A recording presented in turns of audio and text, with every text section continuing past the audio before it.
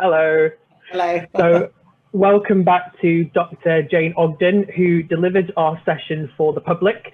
So that was actually one of our most popular sessions. So delighted to have Jane back to speak to a professional audience. We can go in a bit more detail, and Jane is going to give us a presentation. Thank you very much. Okay, well, hello everybody into this virtual space where I stare at my computer screen and hope that you're all there and that you're listening, and I'll try and be as engaging as possible. So what I thought I'd do is give you a kind of overview really of the psychology of eating behaviour, and then look at how that has implications for actually changing what people eat, and then hopefully we'll have some time for questions at the end.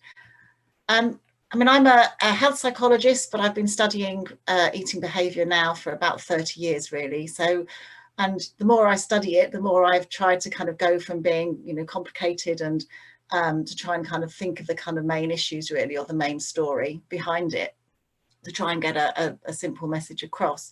But having said that, you know, we all know that why we eat is a really complicated process, and also we also know how difficult it is to change what people do.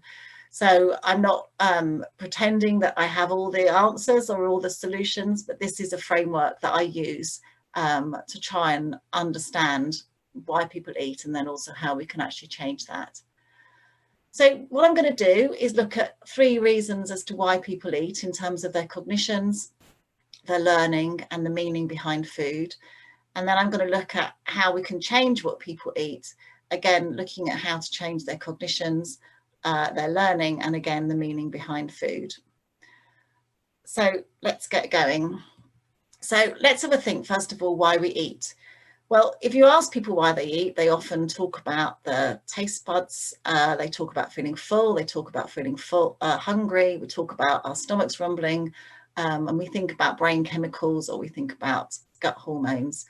And we see eating behaviours being biological really, but if you look at why we eat, it's often so much more complicated than to do with a kind of biological model of eating to stay alive, because food functions in our lives in so many different ways.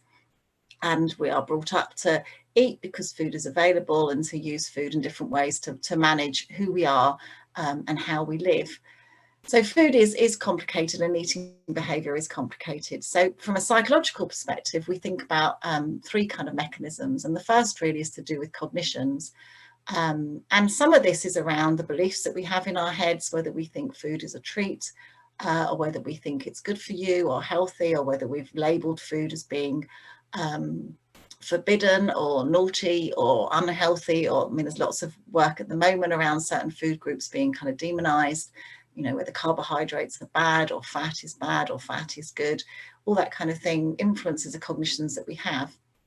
But the work I thought I'd look at today is to do with cognitions in a broader sense, in terms of the amount of attention that we pay to the food that we're eating.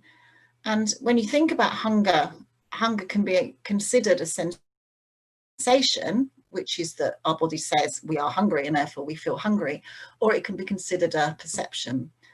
And I think as a psychologist that in the same way that what we see is a perception, because it doesn't just reflect what's on the back of our retinas, it's about sense making and how we appraise something, then that is the same for hunger. And that's in line with other physical symptoms, whether that's tiredness or pain. They're also perceptions, because the amount of attention that we pay to them changes how much we actually feel. So in terms of hunger, I just thought I'd show you 3 studies that we've done over the last few years to look at how distraction or attention and focus can change how hungry we feel, and therefore how much we eat. So this was first of all a study that we did a few years ago, where we looked at how people ate when they were distracted in different kinds of ways. And the first one was sitting in our driving simulator that we have at the university. So they had a bowl of hula hoops when they were driving, they were chatting with the researcher, they were sitting alone, or they were watching TV. And we just looked at who ate the most. And predictably, the people who ate the most were those in front of the television. And this was regardless of how hungry they said they'd felt before. But also what was interesting was that not only did they eat more because they were distracted from the food because they were watching TV, when they were driving and when they were watching the TV, the food that went into their bodies didn't fill them up in the same way. So there wasn't a direct correlation between calories consumed and a decrease in hunger and an increase in fullness. So to me, that suggests that hunger is a perception, and that if we're not thinking about food while we're eating it, not only do we eat more, but it actually doesn't make us feel full. In a similar study, we looked at eating on the go. So we looked at what happened when you ate when you were busy, when you were walking around, and we had people ate a cereal bar when they were walking around the building versus watching television versus chatting. And then we looked at how much they ate afterwards. So they all ate the same cereal bar, but just ate it whilst they were doing different things.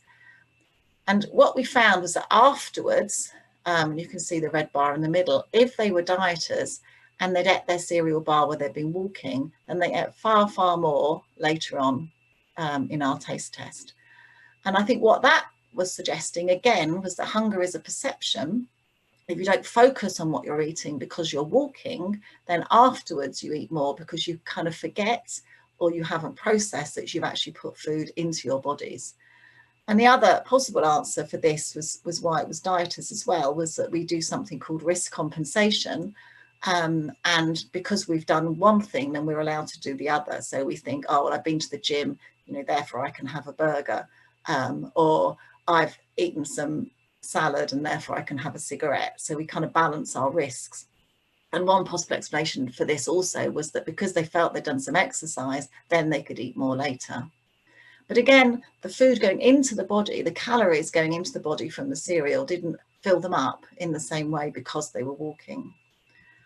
And then the final study was a study that we did a couple of years ago looking at language. And I've always been really interested in kind of single words and how a word can change how we feel about the world. So we've done things on bodily symptoms, whether you call it sore throat or tonsillitis, or whether you call it stomach upset or gastroenteritis, or whether you call it obesity, or whether you use a euphemism, or whether you call it heart failure or a euphemism. And those single terms can actually change how we feel. So this was a study where we looked at the word snack versus meal. And we gave everybody a pot of pasta from Tesco's, which was 350 calories. Half of them were told it's a snack, half of them were told it's a meal, but the actual calories was the same. And then within that, half of them ate it standing up as a snack and half of them ate it sitting down as a meal. But they all ate the same number of calories. And then we looked at how much they ate later. And what we found is that you can see the blue bars are when they were told it was a snack, and the red bars is when they told it was a meal. And when they were told it was a snack, afterwards, they ate more sweet foods in our taste test than when they were told it was a meal. So even though the calories had gone into the bodies the same amount, just that word changed how much they ate afterwards. If you look at place, so how they ate it, did they eat it standing up or sitting down? The blue bars are when they ate it as a snack, i.e. standing up. And again, you can see afterwards, they get more mass of food afterwards if they've been eating it as a snack, standing up with a plastic knife and fork out of the pot rather than sitting at a table with a ceramic plate and a metal knife and fork. And then overall, the green bars are the people that were told it was a snack and ate it as a snack. And you can see overall, they were the ones that ate the most. So again, in terms of our cognitions, the amount of attention we pay to food and the level of distraction away from food changes how hungry we feel and how much we actually eat, either at the time or then subsequently, suggesting that cognitions are important to how much we eat. So that's the first mechanism. The second mechanism is learning. And really what this focuses on is the ways in which we are brought up through our childhoods and the language that our families use, the way that food is used as a reward or as a bribery, and the kind of associations that we make with food. So from the moment we're born, we might have kind of biological, predispositions to like sweet foods or to not like bitter foods. But from the moment we're born, we're constantly learning which foods to like and how much to like by the ways in which food is used within our family environments. And there's very basically kind of three mechanisms for this. The first one is just exposure. So from a very early age, we just learn to like what we're familiar with. And if we are growing up in Japan or growing up in China or growing up in Italy or growing up in England, then the foods that we become familiar with become the foods that we like. And there's a kind of magic number, which is about kind of 7 or 8, which says we need to have 7 or 8 exposures to food to make us like it. And I'm not sure I've ever been really convinced by that, because with my children, I certainly exposed them to broccoli about 470 times and they still didn't like it. But we just really are familiar with foods, and because we become familiar with them, then we like them. The second mechanism is that we learn to like foods because of what other people are eating. And there's lots of evidence that we like the foods that our parents eat, what our friends eat, what our role models eat. And so by watching other people eat, we model their behaviour. We think, oh, my mum's eating her vegetables, therefore vegetables must be nice. Or my friend likes peas, therefore I should like peas.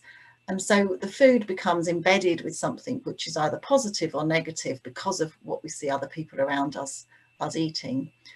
And if you think of the kind of the language around food, you know, as a parent, you could be sitting there eating something. If you think, oh, this is lovely, I really like this, and you're eating it in front of a child, then that child starts to think, oh, vegetables are good, I like vegetables, because they're watching someone else eating it. And then the final mechanism is associative learning, which is just about pairing things. And associative learning will say that objects are pretty much neutral objects. So food is starts off as a fairly neutral object, but we embed it with meaning because of what we're pairing it with. So we compare it to someone smiling, we compare it to images of people on the TV who are happy or laughing, or perhaps images on the TV of somebody who's got an illness or someone who's unhealthy. So we start to make pairings together between objects, and that's how we learn. So we learn celery is boring but good for you, or we learn cake is a treat, but we really like it. And just to have a quick look at the kind of process of associative learning or pairing, you can pair food with lots of things. So if you pair food with pleasure, if you say, if you eat your vegetables, I will be pleased with you, then the child will think, oh, I'll eat my vegetables because my mum is smiling at me and she's pleased with me. So food becomes a pleasurable thing, and that food, vegetables, becomes pleasurable. Mostly in life, we say, oh, look at you, aren't you lucky you've got cake, or haven't you been good? You can have a biscuit, or, you know, you've been well behaved, or you've done your homework. So there's lots of pleasure associated with perhaps less healthy foods, which is why they then become coded as things which are treats. The other thing we do is we pair good behaviour with food. So we say, if you behave, you can have a biscuit. And what that does is it encodes the reward food, the biscuit, as being something that you have to earn, that's something that's special, that's something's a treat. So then as adults, when we want a treat, we want something that's special, we don't turn to celery or carrot sticks, we turn to biscuits, because those are the things which have been embedded with treat meaning. And then the other thing we do is we reward food with food. So we pair two foods together. So we quite often will say, if you eat your vegetables, you can have ice cream. And in the short term, that means that people eat their vegetables so they can have ice cream. But what they're learning is that vegetables are access foods, so therefore they're boring and we need to be bribed to eat them. And ice cream is a treat food, which you get only if you've eaten your vegetables. So that kind of pairing process downgrades vegetables and upgrades ice cream. And it works in the short term. Of course it works, and it means that children do what they're doing because they want to earn their ice cream. But over time, you're changing the coding of food. And then when they're adults and they want a food which is a treat or it's special, then they don't turn to vegetables because they're boring. They turn to ice cream, which is a reward. And there was a lovely study done years and years ago where they took two totally meaningless words and they said to children, if you eat your hoop, you can have your huel. And the children then all wanted huel because that was the special food. So those are the first two kind of mechanisms. We've got cognition and then we've got learning. And then the third mechanism is just the meanings which are associated with food in the world that we live in. And food is either plentiful or it's scarce, and it's therefore, it's therefore special. But food never has a kind of just a neutral meaning, really, of just being related to staying alive or hunger. It has meaning embedded in it. And there's loads and loads of meanings for food. So if we use it for comfort. When we're feeling fed up, we use food to look after ourselves. When we're bored, we reach to food as a kind of distraction. We use it for sexuality. If we go out for dinner, if we fancy someone, we might cook them a nice food, or we might go out for a dinner to flirt with somebody or to kind of have a relationship with someone. We use food for pleasure. It's part of one of life's pleasure, and to enjoy food. We also have issues of control. So we avoid food when we want to control our lives, or we have, dieting culture, which is all about kind of controlling what you eat. Or we see food as about indulgence and giving in to not having control, a kind of sense of abandon.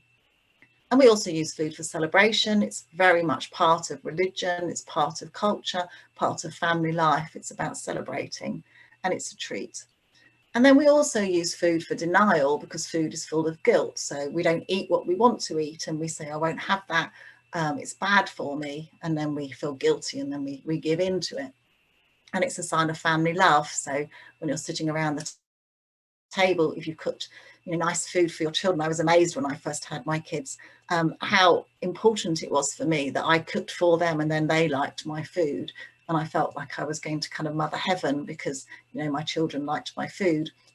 And then very quickly, as they kind of hit teenage years, they then learned quite quickly, this means something to my mum. If I then say, oh, I don't like, I remember my children saying, I don't like pasta, and thinking, how can you possibly not like pasta? You've been completely brought up on pasta. But it was a fabulous way for them to just, make a statement about being a teenager, and to kind of challenge that relationship or that dynamic that we'd had around food. So food is incredibly central to family love. And it's a kind of transaction, really, between you say, I love you, and I will give you my food, and they say, I love you back, and I will eat it. And you can break that transaction to create kind of discord. And it's core to religion, it's core to culture, it's core to power, family dynamics about who gets the best bits of the meat, who gets the most crispiest roast potatoes, who gets the last bit of the food that's on the table. It still gets enacted out in families. And then it's to do with social power. So people going on hunger strikes, or people with eating disorders feeling that food is the way that they can regain power within their lives.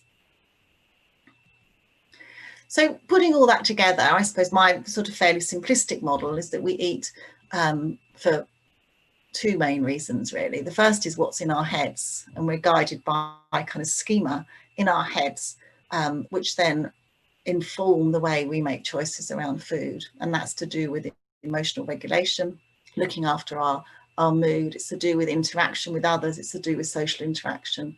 And it's to do with communication, making statements about who am I. I'm the kind of person who eats everything. I'm a healthy eater. I'm the kind of person who's quite picky. Food is important to me. Food's not important to me. So it's a big part of who we are. And that all comes from the way in which we have cognitions around food, the learning that we've gone through in our lives, and the meanings embedded in food.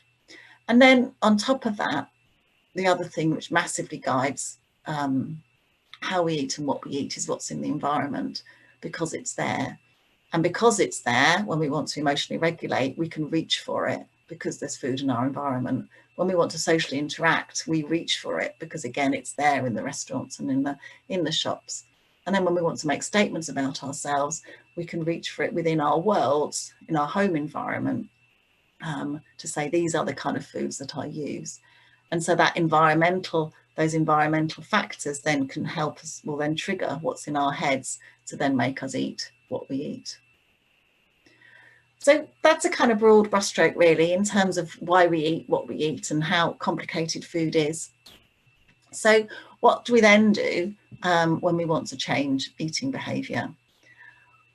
Well, after 30 years of trying to look at why we eat what we eat, and also looking at weight management and behaviour change, I don't have any kind of, simple solutions to this. And I suppose if I did have, I would be a multimillionaire and not sitting in my study at home having an academic job. So I don't have the kind of solutions in some ways, but I certainly have a kind of idea of what should work. So I suppose I take the framework, if those things create the reasons why we eat, then that's exactly what we need to change in order to change why we eat and what we eat. So we need to think through ways of changing people's cognitions, changing their learning, and changing the meaning around food. So I suppose in terms of cognitions, if we know that distraction away from food makes people eat more, then what we need to do is encourage people to focus on the food that they're eating at the time that they're eating it, and to be more mindful about eating. And that can be achieved through sitting at a table, through having certain times of the day when you eat breakfast, lunch and dinner, avoiding snacking, not eating on the go, not eating while you're walking or at your desk or while you're in meetings. So being generally more kind of aware of food. And then that links into a whole literature on the importance of planning and goal setting, and that if you're planned in advance, what you're going to buy and what you're going to eat, then you're more likely to eat that rather than making spontaneous choices, because often our spontaneous choices are the least healthy choices that we make, because they're made under pressure, or they're made when we're exposed to foods in the supermarkets, or when we go out for dinner without having thought what we're going to do ahead. And then pinned eating, I suppose, is something that I've got quite interested in, which is just about pinning food to certain times of the day. And I suppose I have a feeling that food has exploded really, and has become part of everything. So, it's not only breakfast, lunch and dinner, it's about also when you have a cup of tea or you have a coffee, or it's when you have a meeting with somebody and the biscuits are on the table, or it's what you grab when you get on the train. So food has kind of infiltrated everywhere, and maybe there's some benefits to pinning it to certain times, and putting food back in its place somehow. Food is about eating to stay alive. I mean, obviously we can't do that because food is everywhere, but it's about, something about recognizing when you're hungry and then pinning it to certain times to help you stop eating the rest of the time. And then I think that sort of links in with intuitive eating, which has become quite popular over the last few years, but trying again to recognize, what you're feeling, rather than I'm actually bored or I'm fed up, I am actually hungry. I suppose my problem with that is that I'm not sure we know any longer whether we're hungry or not, because hunger has become tied up with our emotions and our needs and our feelings about ourselves, but somehow putting food again back into its place. So that's about trying to, manage people's cognitions. And then the second thing is how to use learning. Well, if we've made associations between foods, which then trigger our eating behavior because we see it as a treat, or we see it as being good for emotions, or we see it as social interaction, then we need to have new learning where we repair things. So rather than healthier food being seen as being, boring or dull, then trying to make it something which is tasty or crunchy, or not necessarily healthy, because I don't think healthy works as a driver necessarily for eating behavior a lot of the time, but trying to see the benefits in it. And then part of that's also about bringing the benefits into the here and now. So we're very good at what's called future discounting. So the benefits of the here and now will always outweigh the costs in the future. So a cigarette now will outweigh the costs of lung cancer in 40 years' time, in the same way that eating less well now, but it tastes nice, I like it, it makes me feel good, will outweigh the costs in the future of diabetes or heart disease or obesity or whatever. So you have to bring the benefits into the here and now by getting to think about the good things. Cooking is fun. Chopping food gives you time away from what you're doing. Preparing food is a time to listen to the radio. Actually, maybe it can cost less if you can, buy cheap food but still prepare it at home than it does actually from eating takeaways or processed food. And then also making pairing foods, unhealthy foods, with bad things. So, heart disease or clogged up arteries, or things which come with the consequences of being unhealthy. And then also just changing the language. So not talking about things being treats or special or exciting or forbidden or naughty, or all the things that we have around food, trying to change the language so we can relearn ways of eating which are better for us. And then I suppose finally, all of that really leads into changing the meaning of food, but about building good relationships with food, recognizing why you're eating, when you're eating. Are you eating for emotional reasons or for social interaction?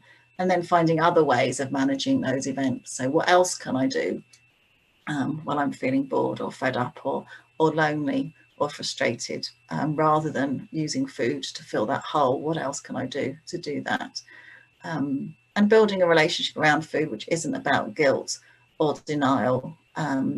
It's about eating well, It's not about not about not eating certain things. It's a positive relationship with food where you do eat what you want, but what you want has been recoded as being something which is good for you. And so I guess all of that means that what we do when we change behaviour is we change the reasons why we eat, the cognitions, the learning and the meaning.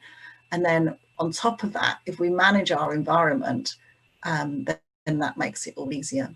And managing our environment in part means the government managing our environment so that food pricing changes, or packaging changes, or buy one get one free is a ban, and all the things in the environment which make it difficult to eat well. But then also we manage our own local environment, so we don't buy food into the house that we don't want to eat, just to make it all easier. So we change our behaviour because of what's in our heads, but we need our environments to change as well, just to make that process that bit easier. So that's my kind of overview. I put a quick advert at the end for my book, which is a very overview kind of book really about why we eat. And I also stuck a little slide at the end on my parenting book, which I'm slightly cringing about. But anyway, that's my parenting book that I wrote as well on how to give children a good relationship with food, but I'll flick off of those. And that's me done. So can we take it to questions then, Chris? So, hi everyone. So we got an email from Louise, and she says, does the trivialization of the consequences of our dietary choices and the effect they have on developing related diseases later in life, such as non-alcoholic fatty liver disease, type 2 diabetes, CVD, etc., play a role? If so, how much? Or is it a lack of awareness, information, or both?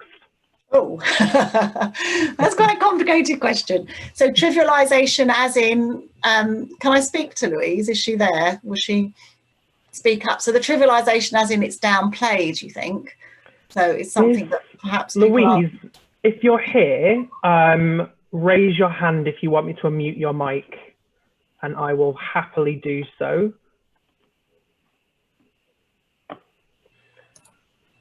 Hi, Louise. Hi, everybody. Hi, Jane. Thanks a lot for a great session again. Hi.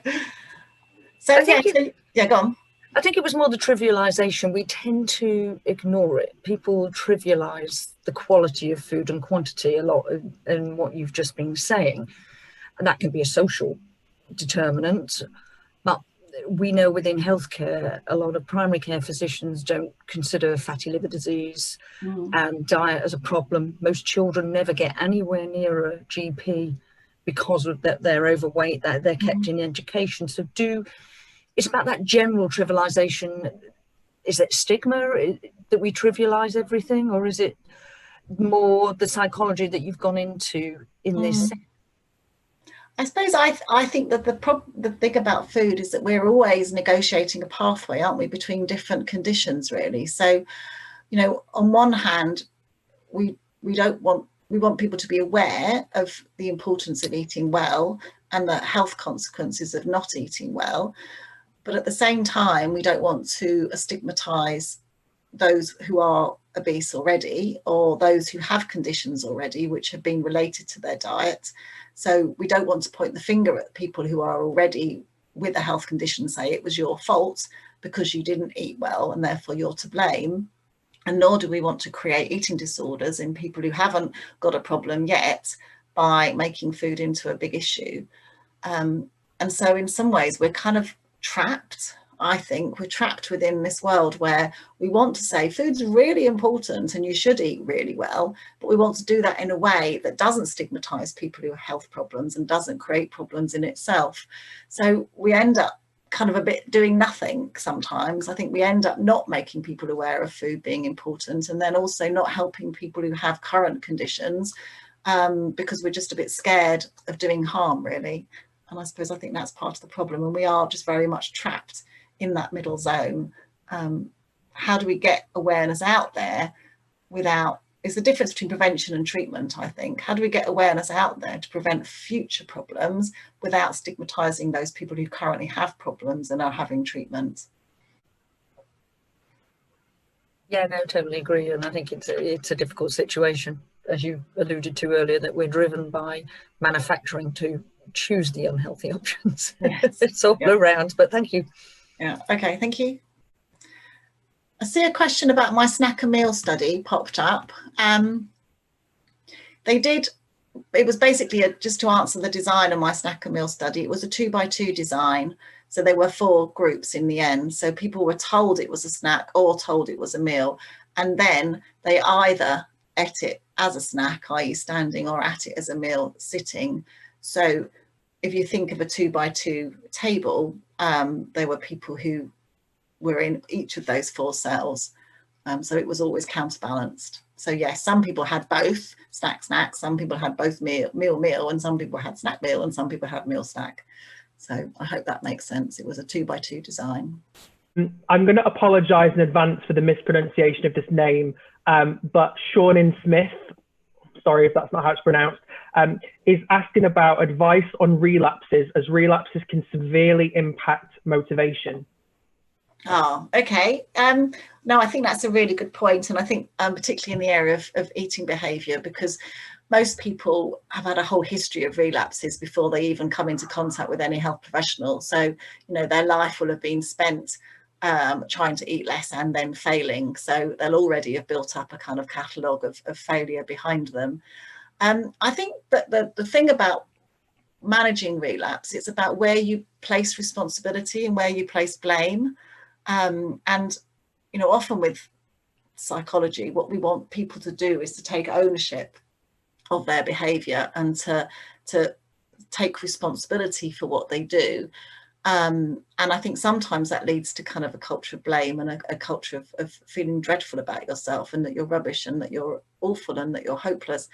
And I suppose I think sometimes with relapse, actually what is really good is to blame something else other than yourself. And this fits in very much with the kind of relapse prevention model of alcohol, really. But, you know, if you've overeaten because of you're in a social situation, blame the social situation. If you've overeaten because of your friend, blame your friend. If you've overeaten because it's your birthday, blame your birthday. But I think being kind to yourself. So there's nothing wrong with not taking responsibility when things have gone wrong sometimes, and just letting yourself off the hook. Because I think what happens with relapse is it becomes a self-perpetuating cycle where people do relapse, they then feel bad about themselves, and because they feel bad about themselves, they then relapse again. And there's something about, I mean, we call it self-licensing or self-compassion, or just normal kindness, really, but just encouraging people to find alternative explanations for what they did at that time, which doesn't involve blame. Then they can feel they can feel more kind towards themselves, which then builds up their self-esteem, their confidence, their just self-liking, really, which means they can then look after themselves a bit more in the future.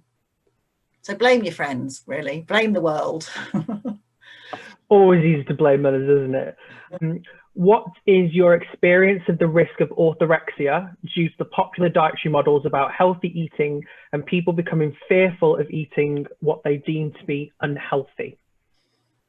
I mean, my experience is not as an academic. I've done little bits of research really into orthorexia, but I do teach dietitians and nutritionists, and I also teach psychology students. So, you know, in the world of people who are at risk of that, I think they probably tick all the boxes, really. And it's definitely something that I've seen increasing over the last few years, is people taking healthy eating to an extreme. I suppose what I feel is that it's probably not driven by a pressure towards or an awareness of what's healthy and unhealthy, but I think that some people who have a propensity towards developing, you know, a disordered eating pattern, perhaps because of issues of control or issues of perfectionism, this has then struck a chord with them, and then it's offered them a way to then express the anxieties that they feel about life. And so rather than maybe OCD, where you might count, you know, you might touch wood, or you might count things, or you might, you know, leave things around your house, people turn to food, and that used to lead to anorexia, whereas now it leads to people turning to healthy food and becoming super controlling around healthy food. And it's given them another kind of way of expressing those underlying issues around control and perfectionism. I hope that answers that. Shall I go down the questions? Do you want me to do yeah, that? absolutely. If you want to read them out, absolutely, Okay. no problem. So people can't see them. Okay, so oh, this is one of those Irish names. Which way round are the vowels? I apologise again to Charnene. It's a Shannon. Anyway, Charnene Smith. With mental issues, for example, depression, and trying to help incorporate mood, managing meals, how can we prevent further fatigue, etc.? But do you have any advice on how to help patients with a lack of motivation due to chronic health, especially mental health?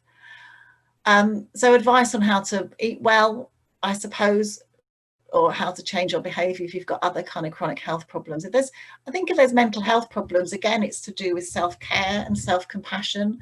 And, you know, is food part of if food is part of looking after yourself with your mental health problems, then I think that's fine.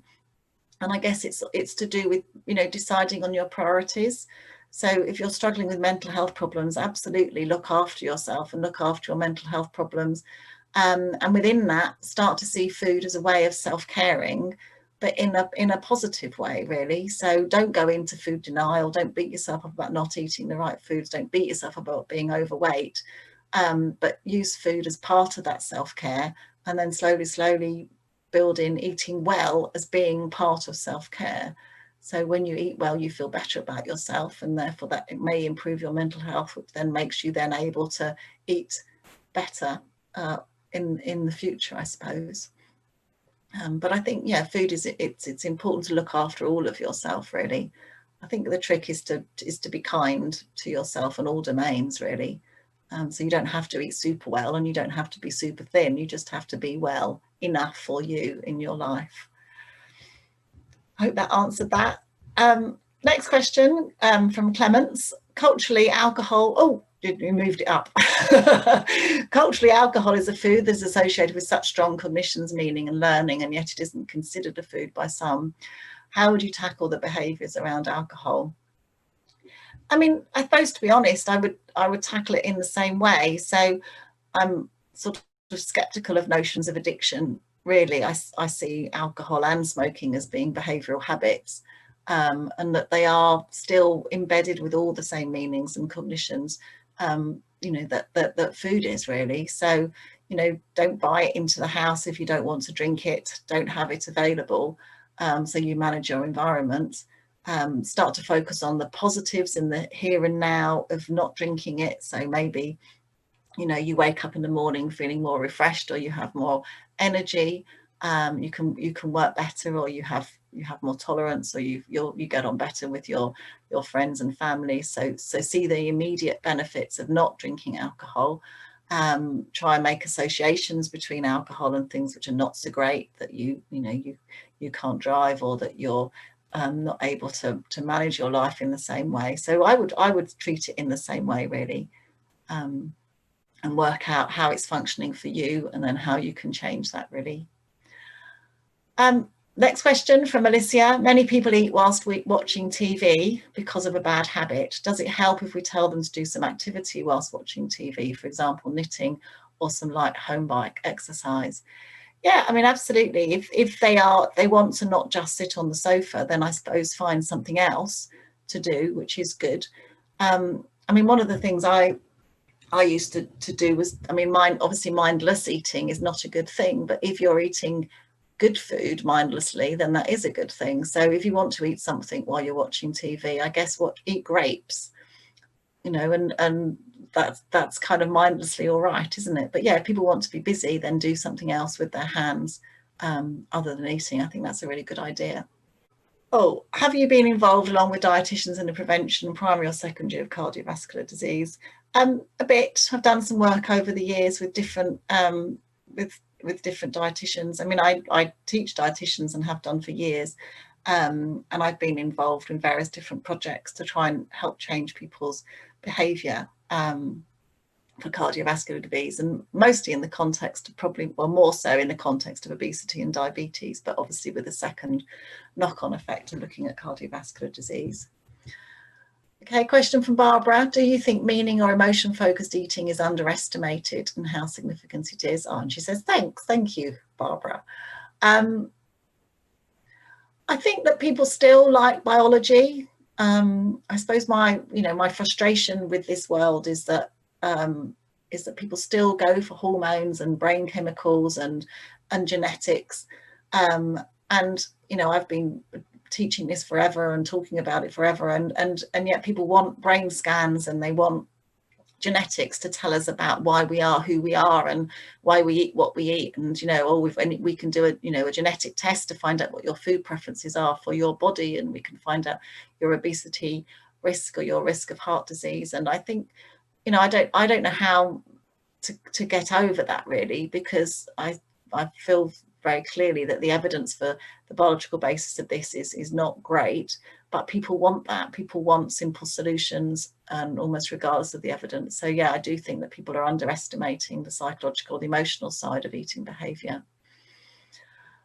From Debbie, any tips on moving people away from good versus bad food? I see this so often affects people's view of themselves. Bad food, bad day, I'm a failure, I can't do this, a negative opinion of themselves. Now, I think that we call it in psychology, but dichotomized thinking, or black and white thinking, I think is really unhealthy. And it's not, it's not helped by a media which demonize food groups. And as with social media as well, you can get into an echo chamber of people who are on a keto diet and think carbohydrates are sent by the devil, or that sugar is just absolutely to be avoided at all costs, including sugar in fruit. And I don't think that's good for anybody.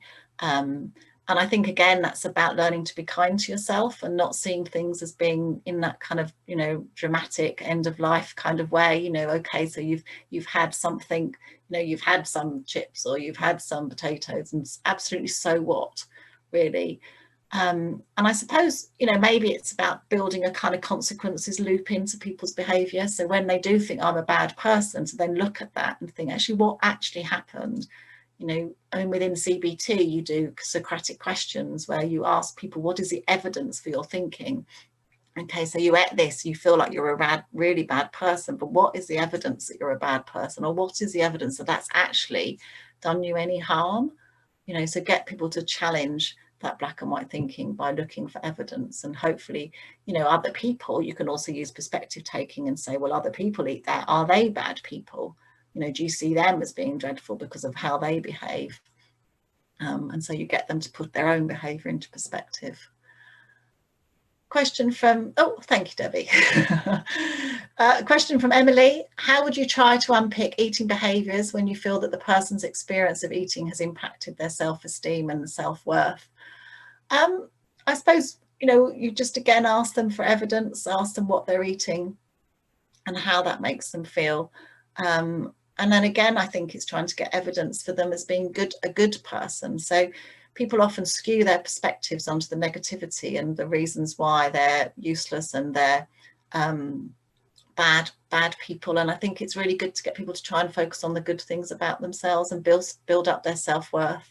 I often with students get them to do, if I have personal tutees who are struggling with kind of notions of confidence, really, I get them to make a list of all the 10 things good about themselves and stick it on their fridge. So, I'm a good daughter, I look after my mum, I'm a good friend, I try hard with my college work, or I try hard in my work, or I can sing, or I can swim, or I'm a good dancer, or, something, all the good things about you. And make that 10 list of you and put it on your fridge and look at that every day and just build up people's confidence so they do think, I'm all right, really, and then food isn't quite so important. Look, people from my past. Barbara, I used to teach you. There's no escape. There's no. I know. I feel like, I tell you what's going to be happening. It's not going to be I taught you. It's going to be, you taught my mum, or you taught my grandmother. Is going to be happening fairly soon. Yeah, no, they're all out there. Well, lovely. So someone else, Rachel Lonergan, is there a template or guidance a practitioner could use in a clinical setting to tease out some underlying behaviours that may be contributing to ill health or weight?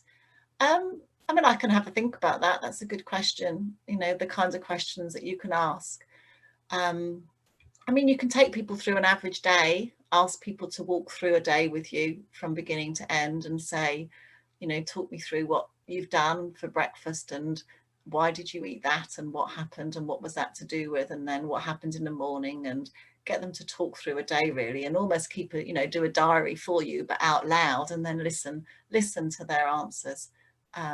And you know, maybe they don't exercise because they're embarrassed, or they are feeling depressed and therefore they overeat, or some people are in relationships with, I mean, we've done a really interesting study recently on feeder behavior, about how quite often in couples, or even between parents and children, one person may well be a feeder who overfeeds the other half, kind of out of love, out of kindness, maybe sometimes out of fear of waste, or sometimes because of they just want to be thin themselves, so they give their food away.